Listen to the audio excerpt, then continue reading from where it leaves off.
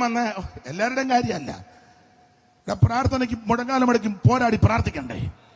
സകല പ്രാർത്ഥനയാൽ യാചനയാൽ ഏറെ നേരത്തും ആത്മാവിൽ പോരാടി പ്രാർത്ഥിക്കണം. അങ്ങനെ പ്രാർത്ഥിക്കുന്നവർ ഇന്ന് രാത്രിയോടെ വന്നിട്ടുണ്ട്. ആമ, നിന്റെ പ്രാർത്ഥനയാണ് നിന്റെ കുടുംബം തകരാതെ നിൽക്കുന്നത്.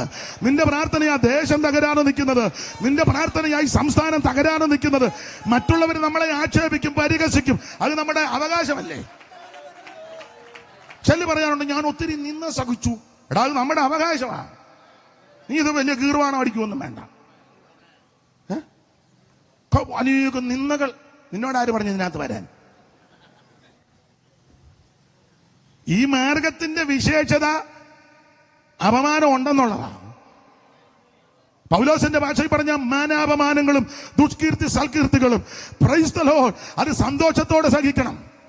എബ്രായത്തിൽ വാക്യമുണ്ട്, സമ്പത്തുകളുടെ അപകാരവും സന്തോഷത്തോടെ സഹിച്ചു. അങ്ങനെ സഹിക്കുന്നവര് ആദരിക്കുന്ന ഒരു സുദിനമുണ്ട്. നമുക്ക് അപമാനമുണ്ടെന്ന്, നിന്ദയുണ്ട്, അവൻ കഷ്ടതയുണ്ട്. ഇത് മാർഗമതാ. സ്വർഗത്തിൽ നിലനിൽക്കുന്ന ഉത്തമ സമ്പത്ത്, സ്വർഗത്തിൽ നിലനിൽക്കുന്ന ഉത്തമ സമ്പത്ത് ഉണ്ടെന്നറിഞ്ഞ് സമ്പത്തുകളുടെ അപകാരവും സന്തോഷത്തോടെ സഹിക്കണം ദൈവമക്കൾ. അതുകൊണ്ട് മഹാപ്രതിഫലമുള്ള നിങ്ങളുടെ ധൈര്യം തള്ളിക്കളയരുത്. ദൈവ ഇഷ്ടം ചെയ്ത് വാഗ്ദത്തം പ്രാപിപ്പാൻ സഹിഷ്ണുത നിങ്ങൾക്ക് ആവശ്യം. നമ്മുടെ കാര്യമാ. നീ തളർന്നു പോകരുത്, ക്ഷീണിക്കരുത്. പ്രാർത്ഥനയിൽ പോരാടി ആത്മാവിൽ ബലപ്പെടണം.